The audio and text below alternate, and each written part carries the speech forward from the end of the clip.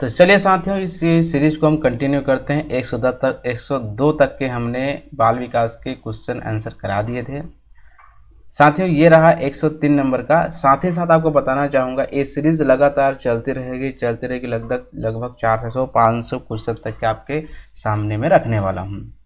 और कई लोग ये समझते हैं कि क्वेश्चन जो है बहुत ईजी है और ऐसा क्वेश्चन नहीं पूछा जाएगा, तब उनसे कहना चाहूँगा आपको क्वेश्चन के तरीके को समझना है, ना कि कितना सरल है इसको समझना है। उसके तरीके को समझो कि किस प्रकार से वो पूछ रहे हैं। एक ही प्रश्न से 2 से 3 प्रकार के क्वेश्चन बनते हैं। आप उनके तरीकों को ढंग से समझने का प्रयास करें। ऐसा नहीं है कि ये प्रश्न पढ़ दे उत्तर आ गया, ऐसा नहीं।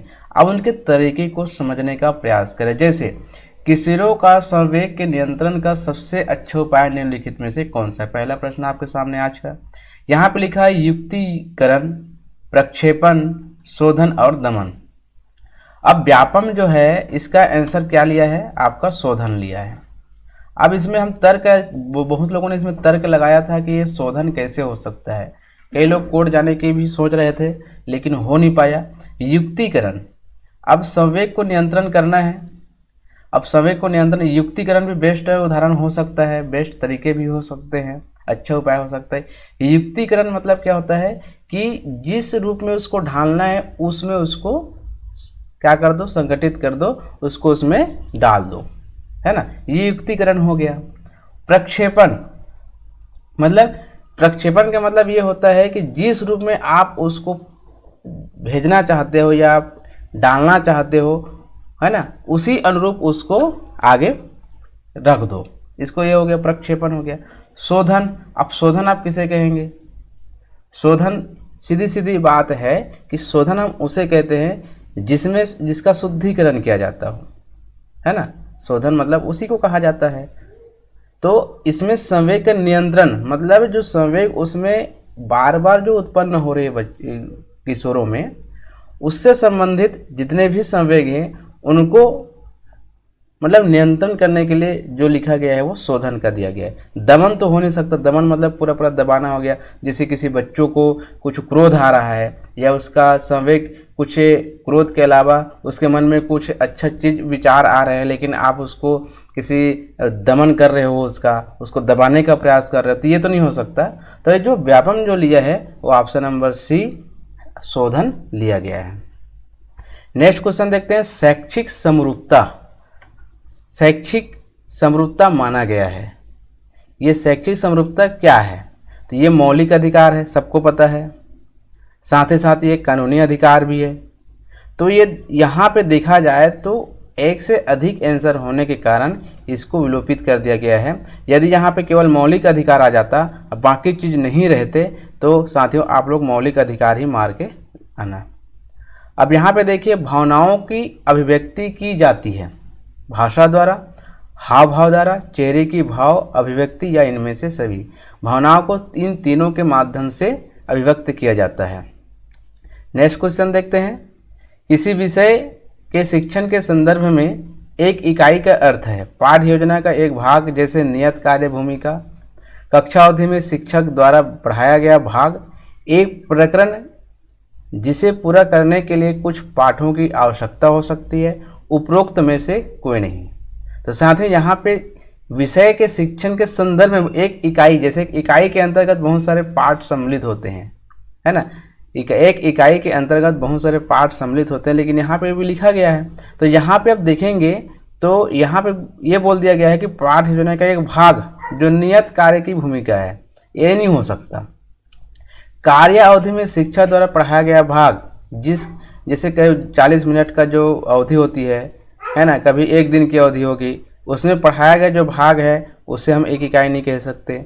लेकिन प्रकरण जिसे पूरा करने के लिए कुछ पाठों की आवश्यकता होती है, जैसे मैंने कहा कि एक इकाई को पूरा करने के लिए कुछ पाठ सम्मिलित किया जाता है, तो वो होता है ऑप्शन नंबर सी हमारा सही आंसर होगा। नेक्स्ट क्वेश्चन देखिए। शारीरिक विकास का क्षेत्र है स्नायु मंडल। मैंने बताया जितने भी शरीर के अंदर तंत्रिका तंत्र होते हैं, जितने भी हमारे शरीर में नसें होती है, जो भी जिसमें एहसास होता है, दर्द का एहसास होता है, जितने भी महसूस होते हैं सारी चीज़ें में वृद्धि विकास जो होता है वो स्नायु मंडल के अंतर्गत आता है। तो ऑप्शन नंबर ए हमारा सही आंसर होगा। नेक्स्ट क्वेश्चन देखिए, तनाव और क्रोध की अवस्था, इसका पहले वीडियो में सारी चीज़ें और बताने का प्रयास किया था। कौन सा ये किशोरावस्था है। अब मुझे ऑप्शन में बताइएगा कि कौन से काल को अनोखा काल माना गया है और किसको आदर्श काल माना गया है।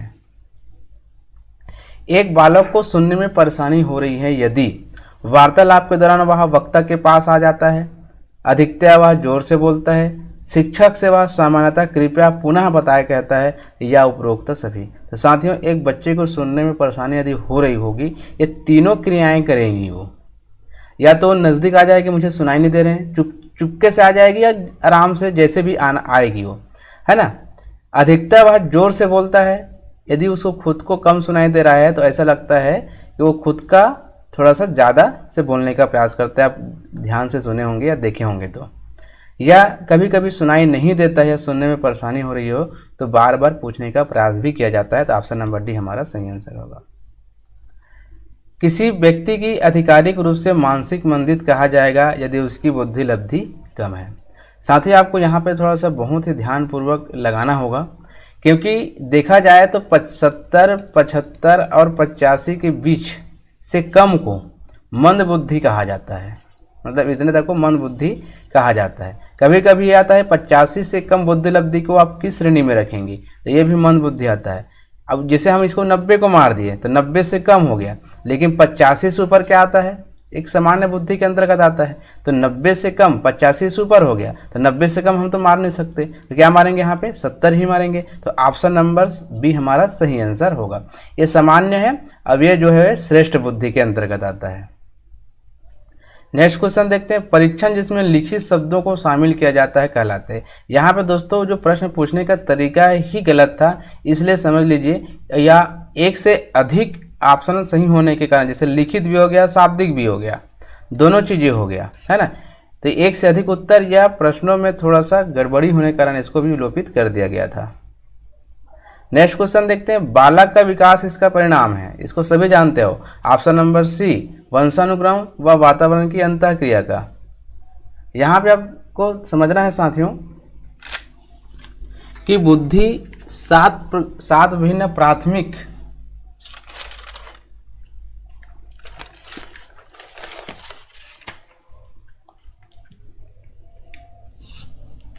अगला क्वेश्चन हम देखेंगे, बुद्धि सात विभिन्न प्राथमिक क्षमताओं का युग्म है कहा गया, किसके द्वारा ये कहा गया है। तो ध्यान रखिएगा, यहाँ पे दिया गया गार्डनर, स्टर्नबर्ग, बिने और थर्स्टन, चारों ऐसे वैज्ञानिक हैं जो बुद्धि से संबंधित रखते हैं। लेकिन किसने कहा था कि प्राथमिक मानसिक क्षमताओं का युग्म है 7 विभिन्न प्राथमिक।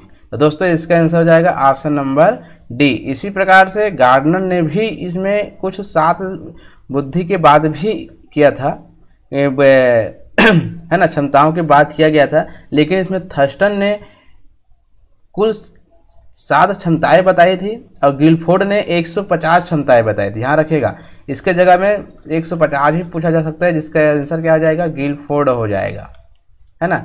बाकी से तो आप जाते हो बुद्धि के प्रकार, तो थार्नडाइक के अनुसार तीन है ना। बुद्धि के प्रकार यदि पूछेगा तो 3 बुद्धि है आपके, सामाजिक बुद्धि, अमूर्त बुद्धि, मूर्त बुद्धि है। बुद्धि के सिद्धांत, जिसे स्पेयरमैन ने द्विकारक सिद्धांत दिया था, गिलफोर्ड का बहुकारक सिद्धांत था, कैटल का सिद्धांत था, गार्डनर का बहुबुद्धि सिद्धांत था, है ना। याद रखिएगा, बहुबुद्धि और बहुकारक दोनों में ध्यान रखिएगा। गिलफोर्ड का बहुकारक सिद्धांत है और गार्डनर का बहुबुद्धि सिद्धांत है, ध्यान रखिएगा। नेक्स्ट क्वेश्चन देखते हैं, शरीर के आकार में वृद्धि होती है इस कारण से शारीरिक और गत्यात्मक विकास, संवेगात्मक विकास, संज्ञानात्मक विकास है, नैतिक विकास। तो साथ ही इसका आंसर क्या आ जाएगा, ऑप्शन नंबर ए शारीरिक और गत्यात्मक विकास। बार बार प्रश्न रिपीट हो रहे हैं, ध्यान रखिएगा। बधिर बालकों द्वारा सीखी जाने वाली मानक दृश्य सांकेतिक भाषा की अनेक विशेषताएं समानता होती है। देखिए यहीं पे प्रश्न जो है घुमा के दे दिया है। कभी कभी पूछते हैं बधिर बालकों के लिए सीखी जाने वाली भाषा कौन सी है, किसके माध्यम से शिक्षण कराया जा सकता है। तो हम सांकेतिक भाषा के माध्यम से उसको सिखाने की बात करते हैं। और यहीं पे क्या कर दिया है, बधिर बालकों द्वारा सीखी जाने वाली मानक दृश्य सांकेतिक भाषा की अनेक विशेषताएं समानता रखती है ना। तो ध्यान रखिएगा, सांकेतिक में ये दिख रहा है आपको, स्थानीय प्रखर है, श्रवण मुखर है, उद्दीपक है ना, दृश्य है। अब यहाँ पे किसी चीज को दिखा देने से वो समझ नहीं पाएगा, सुन तो सकते नहीं। अब यहाँ पे स्थानीय मुखर भाषा, इसको भी वो समझ नहीं पाएंगे।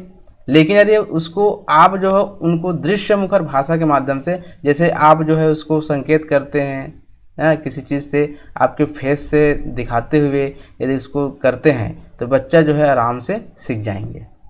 ये विशेषताएं होती है। नेक्स्ट क्वेश्चन देखते हैं। देखिए, ऐसा क्वेश्चन भी बार बार आते हैं। एक बच्चे की मानसिक आयु 12, वास्तविक आयु 10 वर्ष है, उसकी बुद्धि लब्धि क्या होगी, सभी जानते हो, फिर भी एक बार बता देता हूं मैं। इसमें 12/10 होगा, गुना 100 होगा, कैंसिल होगा, 120। इसका आंसर आएगा ऑप्शन नंबर 120। अब देखिए यहाँ पे इतना इजी होने के कारण, इतना इजी है, फिर भी आपको बताना चाहूँगा मैं जिस तरह से मैंने मिस्टेक किया था कि मैंने लगाया जरूर था पेपर में ये वाला, लेकिन जब मैं टिक लगा रहा था एक इस प्रकार से, तो मैं इसको लगा के आया था। मैं बार बार बता रहा हूँ, इतना इजी होने के कारण। तो किसी भी चीज़ प्रश्न को इजी ना समझे, कहीं ना कहीं इजी होने के साथ साथ वो हमसे मिस्टेक हो ही जाता है।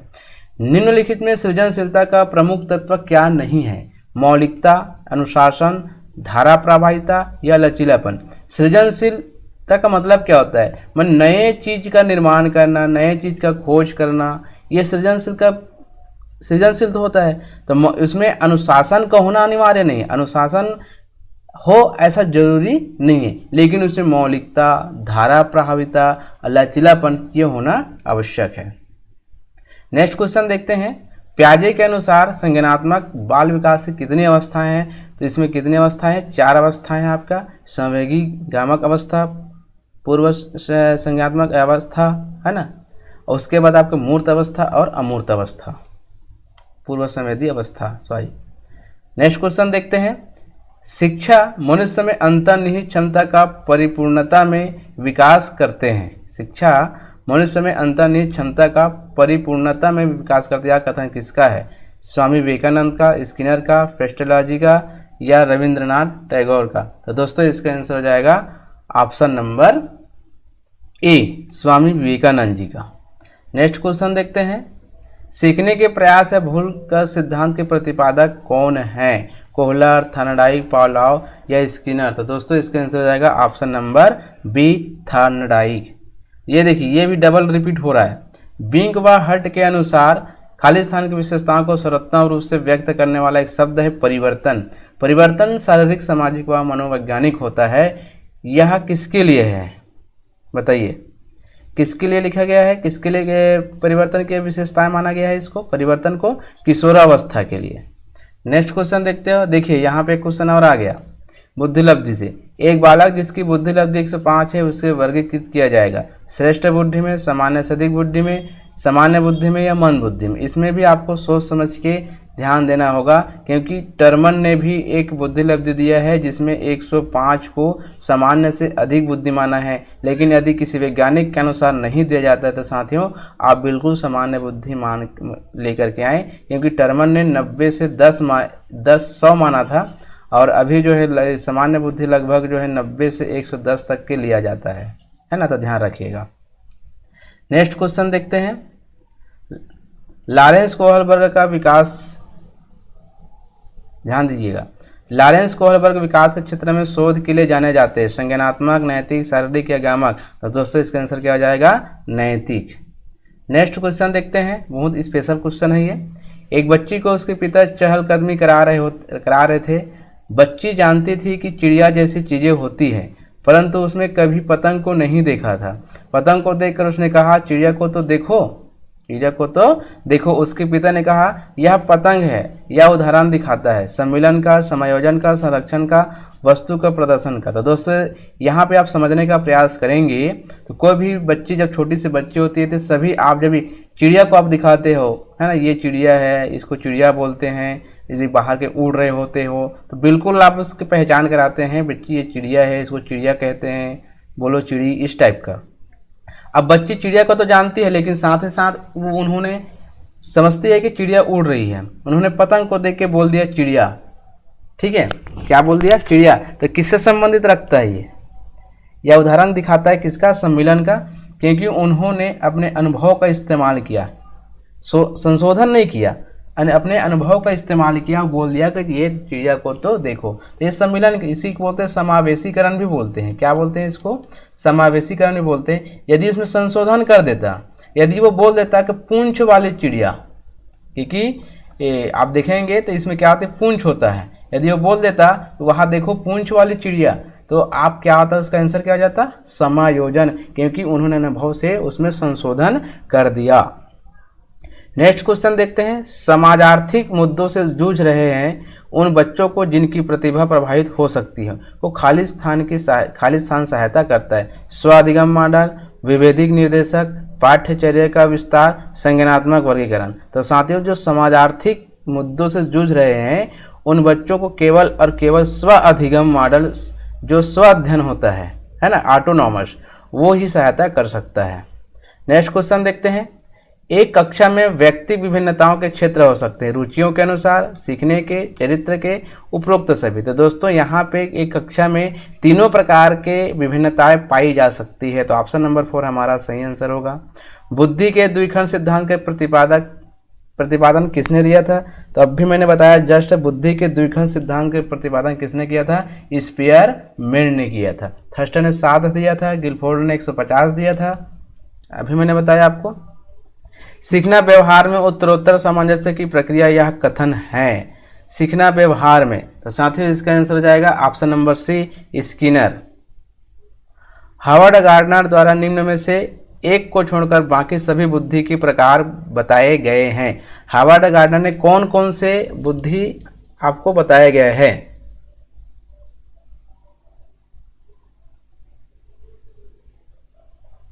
तो साथियों हार्वर्ड गार्डनर ने भाषाई बुद्धि बताया है, यहाँ पे अंतर्वैयक्तिक बुद्धि बताया है, अंतर्वैयक्तिक कौशल बताया है, साथ ही साथ संगतिक बुद्धि बताई है, शारीरिक गतिक बुद्धि बताई है, स्थानिक बुद्धि भी बताई है, तार्किक गणितीय बुद्धि भी बताया है, लेकिन सृजनात्मक बुद्धि नहीं बताया है। सावधान रखिएगा। तो ऑप्शन नंबर बी हमारा सही आंसर होगा।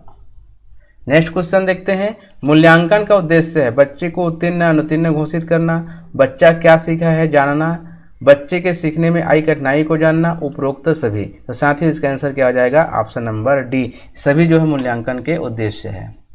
नेक्स्ट क्वेश्चन देखते हैं। संकेत अधिगम के अंतर्गत निम्नलिखित सीखा जाता है? मनोवैज्ञानिक, पारंपरिक अनुकूलन, वातावरण या मनोदैहिक। संकेत अधिगम, जैसे अभी सांकेतिक भाषा हमने देखा है ना, तो इसके अंतर्गत निम्नलिखित क्या सीखा जाता है? तो देखेंगे तो ये जो होता है कोई विशेष चीज़ नहीं होता कि मनोवैज्ञानिक तरीके से हो या वातावरण से सीखा हो या मनोदैविक हो, ये पारंपरिक है। मतलब जो चीज़ चल रहा है वो सीखना ही पारंपरिक अनुकूलन के अंतर्गत आता है। तो ये क्या हो जाएगा? संकेत अधिगम के अंतर्गत आ जाएगा। नेक्स्ट क्वेश्चन देखते हैं। प्याजे के अनुसार बच्चा अमूर्त स्तर पर चिंतन, बौद्धिक क्रियाएं और समस्या समाधान किस अवस्था में करना लगता है या करने लगते हैं? यहाँ पे एक शब्द आ गया अमूर्त स्तर का चिंतन। तो सीधी सी बात है साथियों, अमूर्त चिंतन किसे बोलते हैं? औपचारिक संक्रियात्मक को बोला जाता है ना। यहाँ पे पूर्व दिया है, मूर्त दिया है, संवेदी दिया है। तो ऑप्शन नंबर सी हमारा क्या होगा? 11 से 16 जो वर्ष है उसको बोला जाता है। नेक्स्ट क्वेश्चन देखते हैं। कौन सा सीखना स्थायी होता है? रटकर, सुनकर, समझकर या देखकर? तो साथियों ऑप्शन नंबर सी हमारा सही आंसर होगा। जो समझकर सीखेगा वो स्थायी होगा। चलिए आपके लिए क्वेश्चन छोड़ के जाऊंगा मैं। एक 13 वर्षीय बालक बात बात में अपने बड़ों से झगड़ा करने लगता है और हमेशा स्वयं को सही साबित करने की कोशिश करता है। वह विकास की किस अवस्था में है? प्रारंभिक बाल्यावस्था में है, किशोरावस्था में है, युवावस्था में है या बाल्यावस्था में? चलिए इसे कमेंट करके जरूर बताइएगा और आपका क्वेश्चन कैसा लगा जरूर बताइए और अच्छे से तैयारी करिए। कोई सरल क्वेश्चन है ऐसा ना सोचें और उनको बार बार रिपीट करते रहे, उसको उसके प्रकार को समझें कि किस प्रकार से पूछे जा सकते हैं, तो ज़्यादा बेहतर होगा।